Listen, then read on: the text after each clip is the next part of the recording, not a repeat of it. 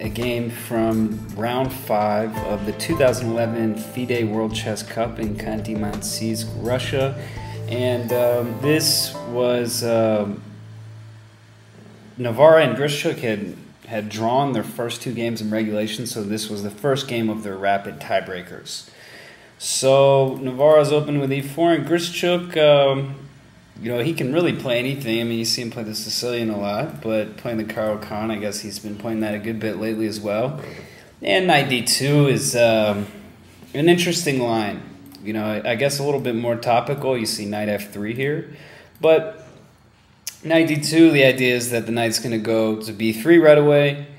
And, you know, maybe if black plays c5, white's going to try to hold on to the pawn. So that's the idea, you know, to stop black from playing c5, at least for a little bit. Grischuk a6 here, trying to play c5 and not have any bishop b5 checks. And rook c8. So Grischuk is playing, it definitely makes a lot of sense here to play, you know, directly for c5, because if you don't, maybe white is going to try to stop you from playing c5. Maybe he's going to try to play, you know, a little bit later, he could try something knight c5. It could be uncomfortable. So, c3, and, you know, I don't like c3 that much. I guess it makes sense. I guess it makes sense, but I would have liked maybe queen d2 a little bit better, or bishop e2. The idea was c3, you know, after taking here, now the pawn on c2 wouldn't be a target in some tactics. But, you know, white could have defended that. So I think, because in this position, it's not a target anyway. So it probably would have been better. And you can also defend it with knight to d4. So c3, I just don't get it. So it's always better to defend that pawn with knight d4, and then maybe you can play, you know, c4 a little bit later after a rook c1 or something like that. So Grischuk has a very solid position, and a draw in this game wouldn't be bad for him, because then he'd have the white pieces in the second game of this tiebreaker to try to you know, go for the win. So h6, and you know, white's got the 2 bishops with black's knights are perfectly placed, so white's got to trade one off. And now bishop d3 turned out not to be so good. I mean, this is where the c3 move here, the pawn wouldn't be on c3, the king would already be castled. White would be doing just fine, but now he plays bishop d3, trying to get a little fresh, maybe thinking queen to g4. Also bringing the bishop there, maybe queen e2 so he can protect the e5 pawn. But Grischuk plays d4, and he played it pretty quick. So I got to assume this is part of his preparation. It's only around move 15.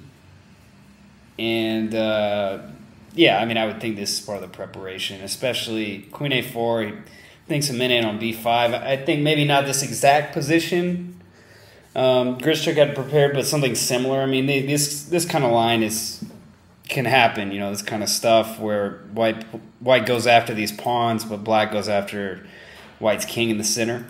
So after check, also it should just be noted real quick, bishop takes, rook takes here, and black is going to have pretty big advantage, for example. So instead, check, and here Grischuk just castles. It makes a lot of sense. White grabs another pawn. Tough to see anything else for him. Maybe he could try to get his king out of the way.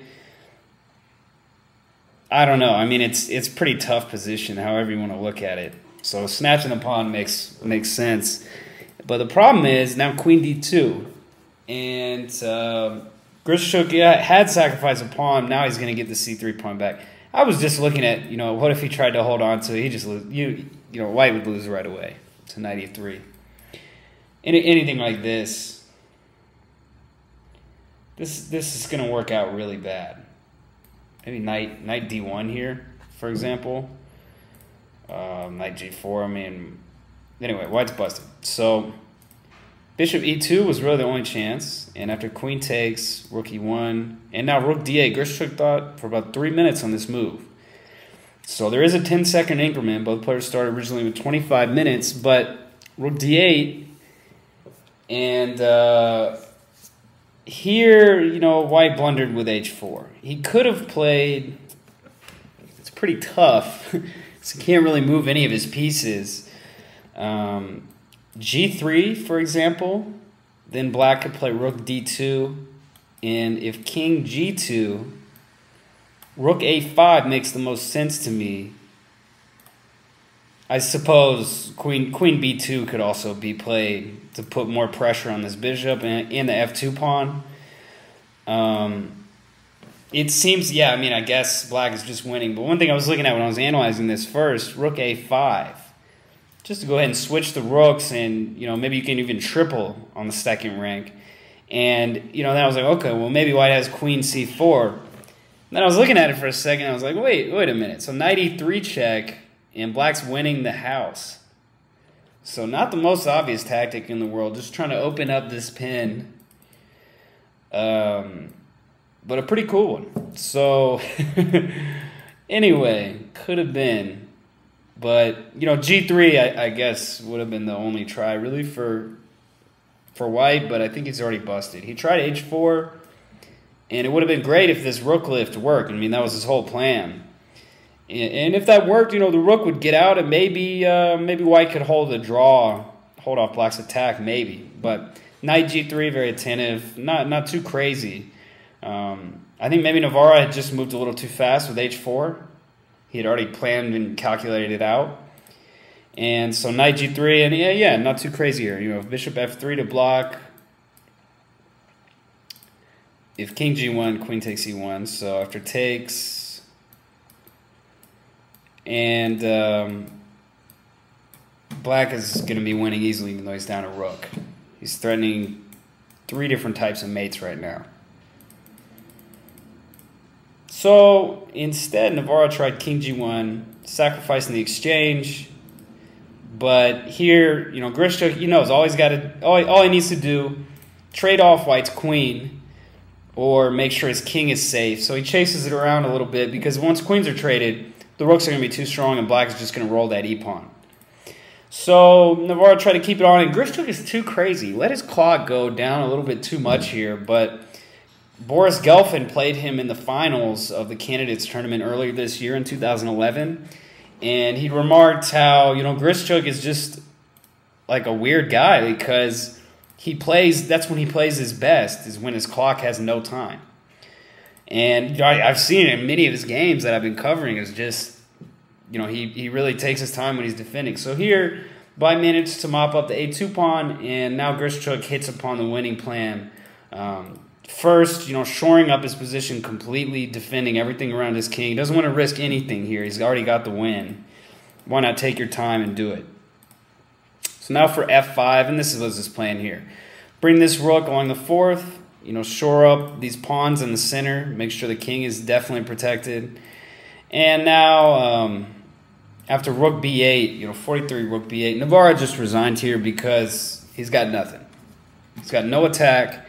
He's down a pawn and a rook for the bishop. And, you know, he's starting rook e3 here. So Navara actually tried to cheapo him, it looked like. With queen a3, if rook e3 right away, he's got this this check. So I think he was trying to pull one on him. But, you know, after rook b8, he just resigned. So if rook f3, black easily wins. I guess rook b2, but maybe not. You know, maybe he's got bishop takes e6, for example. Maybe not so easy. So, but even such, I mean, let's just say rook e2 first. And this rook's going to come down. White has no chance. So, after rook b8, Navara resigned. Really cool game by Grischuk. Navara was definitely fighting his way out of that, but he just couldn't quite stir it up. Grischuk was just too smart, took his time, played too safe. So a very nice game, and it'll be pretty interesting to see Grischuk in the semifinals. I believe he is he's facing up. The semifinals are looking pretty good. So this is Will Stewart from OnlineChessLessons.net, and thanks for tuning in.